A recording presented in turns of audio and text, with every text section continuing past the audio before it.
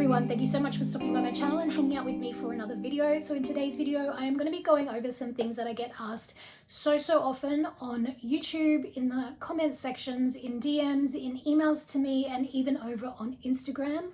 And that is everything to do with money and budgeting and how I spend my money. So I get an absolute ton of questions, everything from how much does my apartment cost? How much does it cost to live in the city that I live in? How much do I spend on groceries? What is the cost of living? Do I have a budget? How much do I save each week? How much money I spend in a week and how much it costs to live in Australia. So I thought I would put together this video just to answer some of those questions, because it is really something that as a woman and as a single parent especially, it's something that's really close to my heart. And I know it's something that can cause a lot of anxiety, a lot of uncertainty when you don't have your financial security under control. And I know that for me personally, when my finances are under control and when I feel like I am on top of my finances, I'm saving, I know exactly how much money is coming in and exactly how much money is going out, I just feel so much more at peace and at ease. And it is just like a whole layer of stress.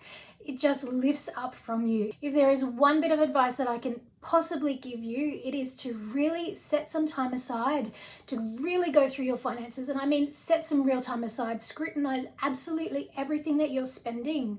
Make sure that you have got everything accounted for that is coming in from an income perspective. And then really look at exactly where you're spending your money so that you can absolutely make the most of whatever money you've got coming in. And you don't have to be stressed out about bills coming out or not having enough money to pay for things, because you've already done that hard work. You've set up your budget and you know exactly what is coming in and you know exactly what is going out, and you know that you are not going to be overspending on a weekly, fortnightly or monthly basis. Now, I have previously shared on my channel a really detailed video on exactly how I budget, and that has not changed over the years. I basically get together all of my fixed essential expenses. So those are the things that you absolutely cannot change and you must pay week in, week out, or you will not survive. So those are things like rent or mortgage, obviously, groceries, private health insurance, school fees, fuel and travel expenses, insurance, the things that you must spend on a weekly, fortnightly or monthly basis that you just can't get out of. So once you have those expenses all listed, that is what I call the bare bones budget. And they are simply the expenses that you just can't get away from paying. There are, within those expenses, there are definitely some that you could have, some wiggle room. So if you're in a real financial jam, maybe you get an unexpected bill or something one week, you could definitely, jiggle around with your grocery bill and maybe just shop really extra cheap that week at the grocery store. But by and large, they are fixed essential expenses that stay the same week to week, month to month, and you must pay them to live.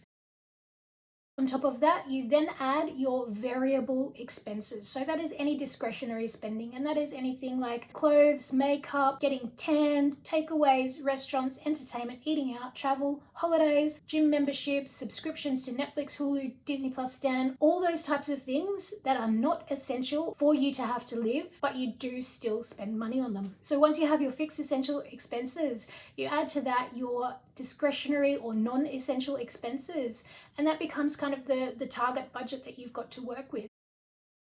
So when you add up all of your income, so everything that you've got coming in, you might have income. If you've got a partner or a spouse, you add those incomes together. If you've got any investments or any other side hustles or anything that brings you money or generates income, you add all of that together, and that is your income. And then you subtract obviously your expenses from your income. So I set mine up in a spreadsheet. So I list all of my income that I receive, and then I have all of my expenses listed, and I subtotal my fixed essentials. So I've got that at the top of my budget, then the discretionary or non-essential expenses down below, and then I can tweak. So I know that I've got to make this much bare minimum every week to be able to pay my essential fixed expenses. On top of that, the discretionary expenses, there's wiggle room, and I try as far as possible to really be realistic with my budgets. For example, me being self-employed and earning a majority of my income from YouTube and AdSense and from partnerships, I'm not gonna lie, it's quite unpredictable the amount that you can make from month to month and from week to week. So you need to be able to have a little bit of flexibility in your budget, just to be able to say, well, if one month isn't as good as the next, where can I make adjustments so that I am still living within my means? So the one thing that I like to do when I set up my Excel spreadsheet, or actually use Google Docs spreadsheets, is I like to set it up weekly, fortnightly, monthly, quarterly, and annually, so I can break down the expenses and see exactly how much is being spent in each of those time frames. If you just look at a weekly expense and it's not that much, like subscriptions to streaming services or gym memberships or anything that you spend small amounts on a weekly basis, it's actually quite eye-opening when you multiply that out and see how much you are potentially spending over a month or a quarter or a year. And that can sometimes be motivation enough to just kind of cut those back a little bit. I know in our family, one area where we can quite easily overspend is on multiple subscriptions. So I think we've got about 6 different subscriptions at the moment. So we've got Netflix, we've got Disney Plus, we've got Stan, we've got Amazon Prime, and Apple Music. So that's 5 that I can think of off the top of my head. And from a week to week point of view, it's like, oh, it's like $2 or $4 a week or something. It's not that much. But when you add them all together and then you look at how much you're spending on a yearly basis, that can sometimes be, oh, actually, if I didn't spend that, could that potentially be used in, another area, like for example, a family holiday or something like that. So I like to make sure that I know how much I'm spending, on a weekly, fortnightly, monthly, quarterly, and annually basis. And as I mentioned before, it's just eye-opening to see exactly how much those expenses add up to, and not just looking at it from a weekly point of view. I've mentioned before that I like to set all my bills up on a automatic payment schedule so that they're paid in alignment with when I make my money. So the day that I get paid, I will set up so that the next day all of my set expenses will come out of my bank account so that I know that they are all taken care of, and I don't have to then think about paying for them throughout the month, or I don't have to think about when are the accounts going to be debited for, this expense or that expense. It's all set up so that it is just in one hit. Money comes in, the next day it just fires out automatically to all of my bills and payments and expenses. And then how I budget for my discretionary expenses. So anything that I want to spend more like on a weekly basis to have a little bit of extra control over. So I set up money to come out of my main account into sub accounts for my discretionary spending and for savings goals. So I have got, for example, pocket money account set up for each of my boys where a set amount comes out and into that account. And then from that, they have got a set amount that they have to put into long-term savings. So they get $15 a week each for pocket money. But from that $15, $5 a week has to go into a long-term savings account. And then the other $10 a week they can spend on pretty much whatever they like. The same thing for me. I pay myself an allowance each week. At the moment, it's $50 a week. So I set that aside and I pull that from my main spending account, and I have an automatic transfer each week into my personal spending account. That way I'm not tempted. Say if I budgeted on a monthly basis for that, if I got like a month's worth of allowance hitting my bank account, I might be tempted to spend it all in the first week, and then I'd have nothing left to spend for the next 3 weeks. So if I set it up so that I'm transferring a set amount each week as an allowance, then it's kind of easier for me to budget, and it's less likely that I'm going to overspend or spend too much too soon and then have nothing to spend for the rest of the month. That's how it works for me. I don't know if anyone's more disciplined or if you've got more willpower, then that is up to you, but that is definitely how it works for me best. And if there's something that I want that is more than the amount that I get per week, you just have to save for it. That's just how it is. This really is great. It helps me stop overspending. It removes any temptation for me to just use credit cards and just buy stuff willy-nilly.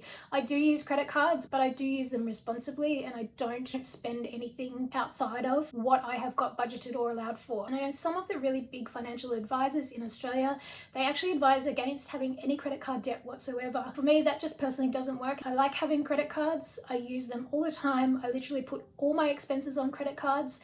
I don't think I'd ever live without having any kind of credit cards. The reason that I use credit cards, there are a couple of different reasons. And for me personally, I know that when I purchase things online, which I often do, and I like to have that added protection that if anything goes wrong with the purchase or I don't receive anything, which has happened in the past, I just dispute it with the bank and they take care of it and the money gets refunded to me, no questions asked.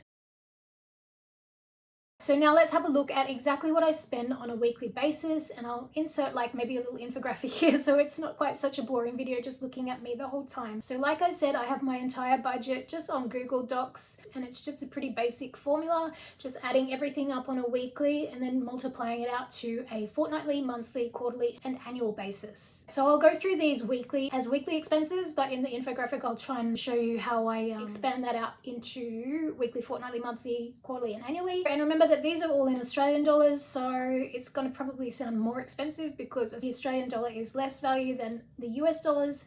So just remember that this is in Australian dollars. Okay, so rent, that is the biggest expense that I have every week, and that is $530. The next biggest expense that I have on a weekly basis is groceries, and I budget $150 for groceries for the three of us. Coming in next is private health insurance, which I have, and that is $105 a week. I budget $60 for car expenses. Now, I don't have car payments, so I own my car outright, but there's still registration and insurance that you need to pay for, so I budget $60 a week for that. Next in fixed essentials is petrol money, which I budget separately, to the car, which is $30 a week. My mobile cell phone plan for myself and my son, and that is $22 a week. I budget $22 a week currently for electricity. The next fixed essential expense is the internet expense, which is $20 a week. I spend $11 per week on contents insurance, and $25 a week is budgeted for school expenses. All right, so the fixed essential expenses of rent,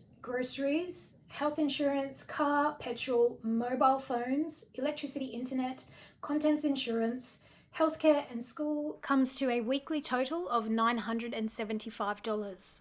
That is what I've got to be able to afford to pay week in, week out, no questions asked. So that is what is my bare bones budget, which is the absolute minimum that I've got to make no matter what. This would also be the figure that I would use as like my buffer figure. So before I quit my paid salary job, I made sure that I had plenty of buffer saved so that I would be able to pay all of my expenses no matter how well or poorly YouTube did. Obviously, I'm not going to be a single parent relying on my sole income and just quitting my job to rely on a very unreliable income source, which is YouTube earnings.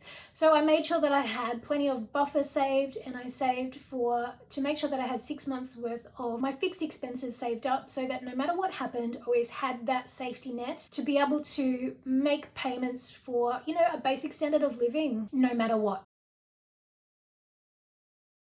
So then for discretionary or non-essential spending, I kind of have different buckets of money that I transfer into different accounts, and sometimes they switch and change. So I'll try and explain to you what I mean. So for me, I spend $50 on home related expenses which are not essential. So anything like, home decor or improvements to the house, anything like that, there's a budget of $50 a week for. For my personal spending is $50 a week also, but that has to cover absolutely everything. So I don't break it down into different little micro categories. So I don't have like hairdressing or clothing or shoes or entertainment. It's just $50 a week, spend it how you want, but that is it. So you want to go to the hairdresser, you save up your $50 a week, and then you go to the hairdresser. Shoes, clothes, makeup, going out with friends, anything that is not essential, that is for me personally, that's just where it comes from. We have a budget for kind of fun money, so fun entertainment going out, of $50 a week. So that covers anything like, I don't know, if you want to go out to the movies, or you want to go out and play mini golf, or go out for dinner, or get Uber Eats or takeaway or anything like that. That's got a budget of $50 a week also. For the boys, I also set aside $50 budget for things like clothes, shoes, anything that they need, sporting expenses, anything that they need for like extracurricular expenses, anything that's not essential. I have a budget of $30 a week for the both of them, so they get $15 each, and then from that they have to save their $5 a week to long-term savings. I have $25 budgeted for a storage unit that I rent, but again, that's not essential, so I could always cancel it at any time. So I don't account for that as I would rent. It's not an essential expense that I couldn't stop at any time. I budget for gifts $40 per week, for subscriptions $20 a week, donations $15 a week, and then I also budget just an amount for healthcare, which is $10 a week. So that is just if you need to go to the doctor, or if you need some medications or pharmacy expenses, anything like that, that is $10 a week. My non-essential expenses total comes to $340 a week. So if you add the fixed essential expenses and the non-essential expenses together, the total is $1,315 per week. So that is the amount that I need to be making after tax, to be able to afford my fixed essential expenses and then also my non-essential discretionary expenses. Now, of course, I also like to save money for different big ticket things. So I am saving at the moment for a house deposit. So in Australia, you generally need between 5 and 20% of the value of a home to get a home loan for a property. Being self-employed, you need the higher end of that spectrum. So I am in the process of saving a 20% deposit to use towards purchasing a home or an apartment or a property of some kind. I've actually never owned property outright in my own name. So it's always been either with a partner or with a family member or with someone else. So I'm actually really looking forward, and I'm working very hard at saving towards that particular goal. So that is why I will cut back on other areas of budget that I could be spending money on. For example, I'm not spending money on car payments on a new car. I would rather keep my old car and put the money I would otherwise be spending on a car payment, for example, into saving for a property and saving for a house. I also make sure that I have a account that you've got as your safety net. So your fire extinguisher account, and that's just to put out any fires that might come up. So for example, like recently I took my car in to get serviced, and they noticed that it had a leak in the air conditioning or something, and I think it cost around just over $1,000. Obviously I wasn't specifically budgeting for that particular expense, but it came up out of the blue. So I had that fire extinguisher expense account where I've got that little bit of money saved so that if anything unexpected comes up, I can easily just afford to pay for it without having to go into credit card debt or have to borrow money or take it out of my property deposit account, which is in a separate kind of locked off account to attract a higher interest rate. So the way that I set up my bank accounts is very similar to the cash envelope system for budgeting.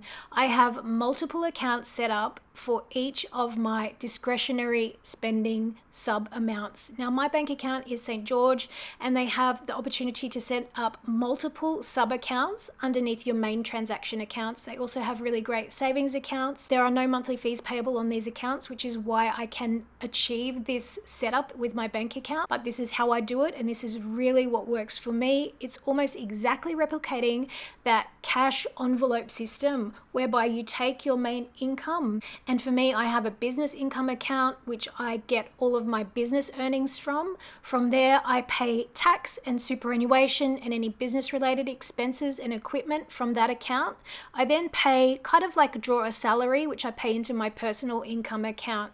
From that income account, I pay all of my bills that come out on a monthly basis in alignment with when I get paid. From that account, I then transfer into several sub accounts for each of my discretionary spending amounts that I budget for each week.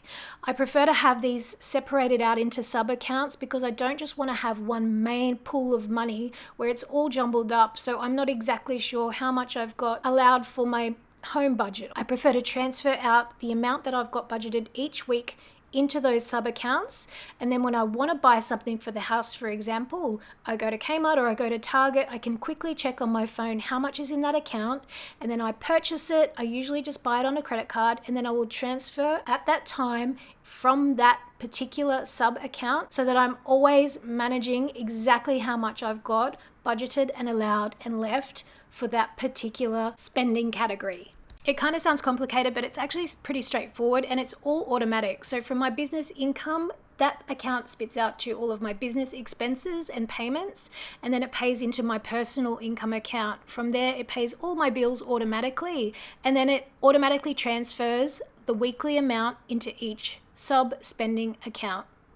So that is how I set up my accounts. I have my income coming into one account. It fires out all big expenses on a monthly basis in alignment with when I get paid. On top of that, I set my main income account up to transfer money on a weekly basis into different accounts for those weekly discretionary expenses. So my personal spending for the home, spending for the boys, that all goes into some sub accounts so that I can keep track of what's in each one and how much I've got saved for each different thing. I also like to make sure that I've got between $1,000 and $3,000 just set aside in a fire extinguisher account, so that emergency expenses fund, just so it takes away that stress and it just gives you that little little bit of peace of mind. All right, guys, so that is it for today's video. I hope it has answered some of your questions. I hope it's shed some light on what it's like to live in Australia from a cost of living point of view.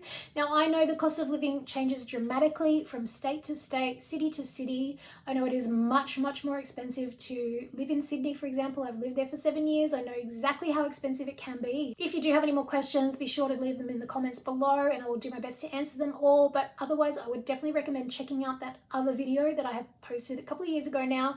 But honestly, the advice is exactly the same still, and it shows you exactly how I set up the budget and things like that. It's also got some really good links to calculators, so savings calculators to just project how much you would need to save each week if you've got a particular saving goal that you're trying to work towards.